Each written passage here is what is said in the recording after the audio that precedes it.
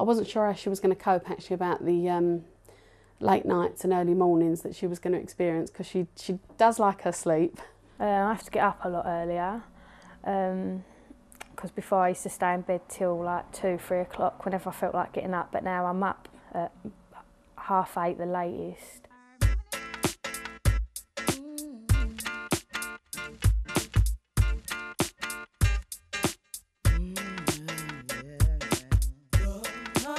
I knew she would cope with the physical side of things because she's got 2 older sisters who have got babies of their own. When I go out, the only thing that's really changed is just difficulty getting on and off the buses and stuff like that. But apart from that, I'm so used to it now that I don't notice any difference.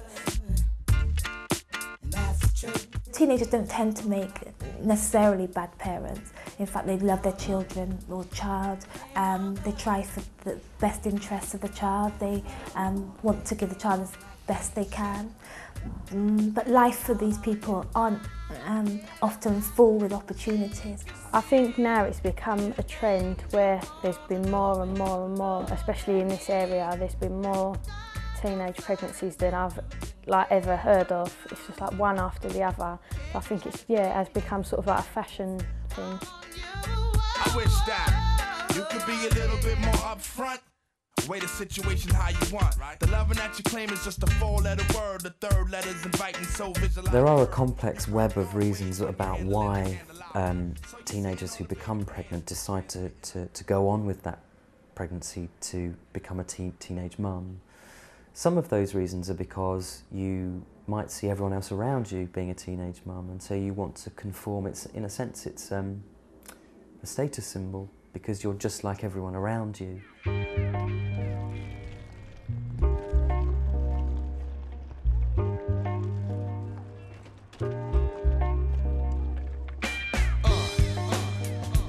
Mainly it's a sign of the times.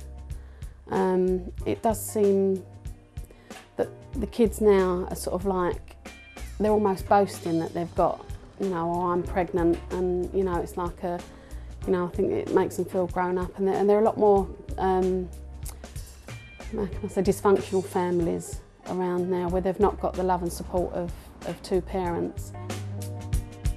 I mean, some of the communities that I'm working with, it's quite acceptable for young people to be pregnant and to go on and have babies.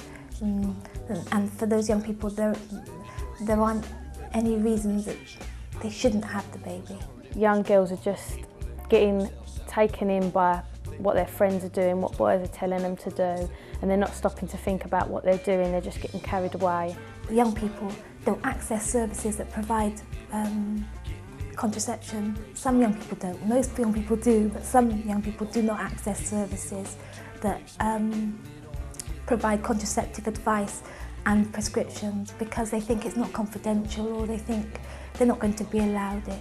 I think if I would have had better advice, then the situation could have been avoided. Not that I regret it, but obviously that wasn't the right thing for me at that age. So I think if they would have advised me better and sat down and talked to me maybe for longer and explained to me properly, then maybe it wouldn't have happened. What we know about sex education is that people want to be told about relationships. They don't want to be just told about the physical stuff. They want information on sexually transmitted infections, and they want the ability to be able to discuss the issues raised rather than just be taught them. I think British people are known widely for their reserve and their unease about talking about sex in particular. And there is a real culture of fear that surrounds young people in sex that makes it very difficult for them to get accurate and impartial information and advice, and that really must change.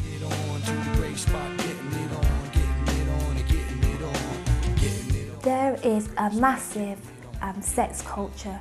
So there's music about making love and sex. The majority of people don't have sex until they're about 16, 17. And that's really what we're talking about here today, isn't it? I'm up to no good, with no place to go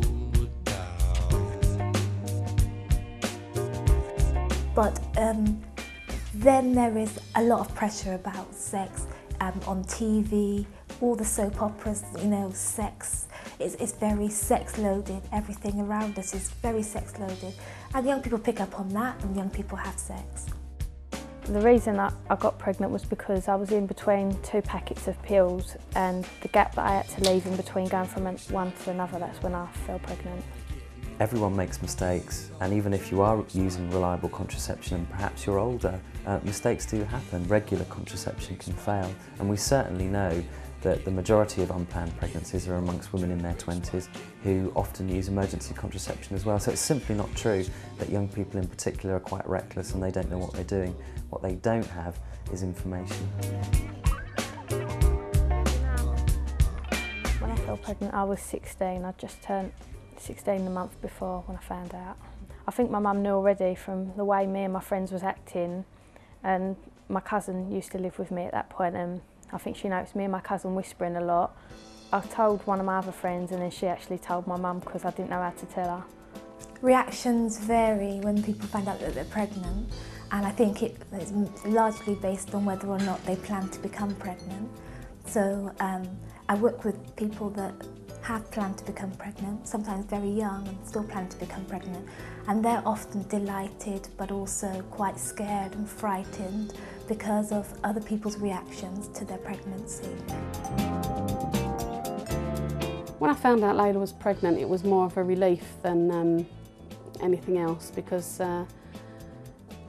she asked me to get a pregnancy test for one of her friends who was supposed to be pregnant, and this pregnancy test sort of laid around for 2 days, and I kept saying to her, "You're going to take this round to your friend?" And she's saying, yeah, we're going to do it later, And I said, it had been hanging around about 2 days, and one of her friends actually come out and said, Laila's just used the pregnancy test and it was a positive test. She said, well, my friend said the first thing she said was, oh, I think I need to sit down. And then she just said, oh, well, I better go and talk to her about it then. And she came in my room and spoke to me about it. But I sat down and I thought, right, you know, I've got to handle this the right way. So I went in to the bedroom and found her sort of crying and just tried to comfort her, really. I mean, the deed is done, so there's no point in making her feel any worse than she was feeling at the time. You know, I wanted to go through the options that she had. It's always one of the things, it will never happen to me, sort of thing. So I think that a lot of work needs to be done into helping young people to associate their behaviours with outcomes, and that seems to be the problem with the kind of person that doesn't plan to become pregnant. Of all the young people under 16 that are having sex at the moment, about half are not using contraception, and half of those pregnancies end in abortions. Now, those are truly shocking statistics, because that means clearly young people aren't wise up to contraception, and more often they're not clued up about where they can get confidential help and advice. Very often you can go to your doctor and get that, but in some cases young people are simply too scared because they think someone's going to be told, and actually you have a right to confidential sex and relationships advice and support. Society-wise, you still get the headlines, don't you, that say, you know, scrounging off the state. It costs a lot of money, so the government view is that teenage pregnancy isn't a good thing. But then you have the whole sex industry and the way that sex sells everything here, and there's a big contradiction. So the attitudes towards teenage pregnancy are really varied. It's difficult to work out if it's right or wrong, and it depends on where you're at. Recently we've seen a decline in teenage pregnancies, and although that's very welcome, we're not quite sure what the reasons are behind it, but it's a step in the right direction. Well, in the UK you're much less likely than you were 30 years ago to be a teenage parent, but here we still have the highest rate of teenage pregnancies compared to other countries in Western Europe, and this is an enormous problem that the government's working very hard to tackle and to reduce. We know from what young people tell us that they far too often bear the brunt of this debate about teenagers getting pregnant for the wrong reasons. In fact, the majority of unplanned pregnancies are amongst women in their 20s. I think it's made me grow up a lot more, because before I had Ria, I was not so much selfish, but I never had nothing else to worry about, so I just used to go out whenever I felt like it, come back when I felt like it. So the only way it's really changed me is it's just made me more mature, made me grow up a lot faster than maybe what I would have done. There is a real misconception about young women who get pregnant in particular, and this is really disturbing because people often say, well, young women get pregnant because they want to get a council flat or they want to get on benefit, whereas actually all the research shows us that young women who do get pregnant are much, much more likely to drop out of school, to lose the opportunity to get educational qualifications. They're less likely to have the same kinds of employment opportunities as their friends, and they're certainly more likely to suffer from poor housing, and their health and that of their child is much more likely to be worse than young people who don't get pregnant and give birth.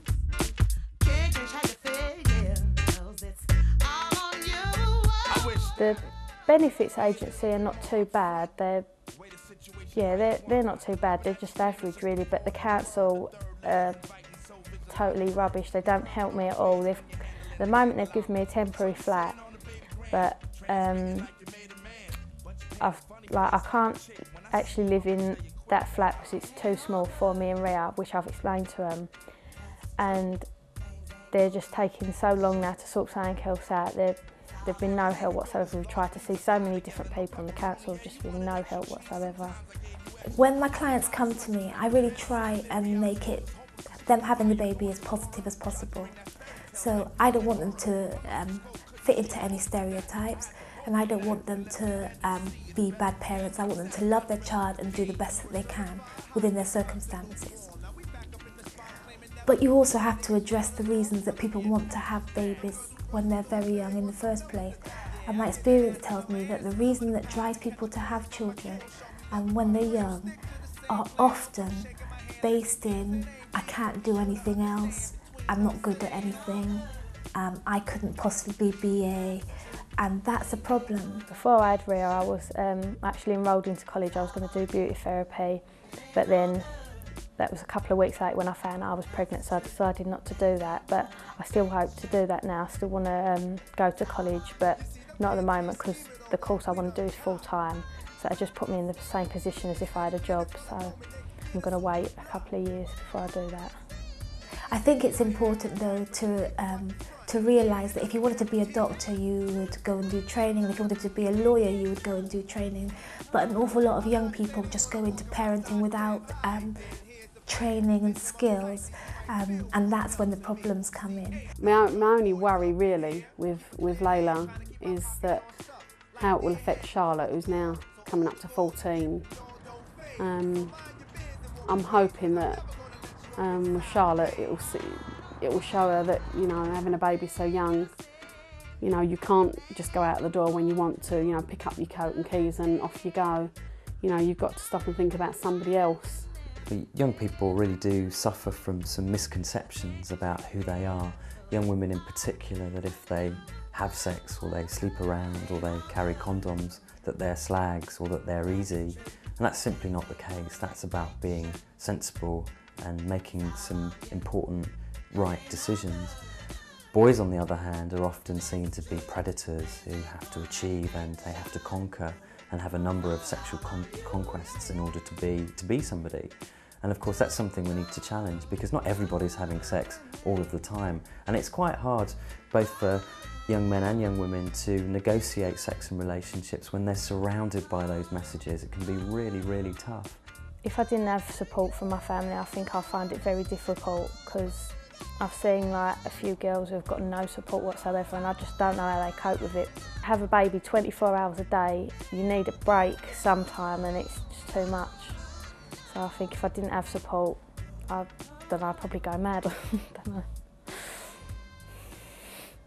There are many people who believe that the answer to the problem is that young people stop having sex. I think that that's very unrealistic. Research shows that actually those messages are quite ineffective, because young people don't need to be finger wagged at. They don't need to be told just say no. What young people need is information in order to make the right decision for themselves.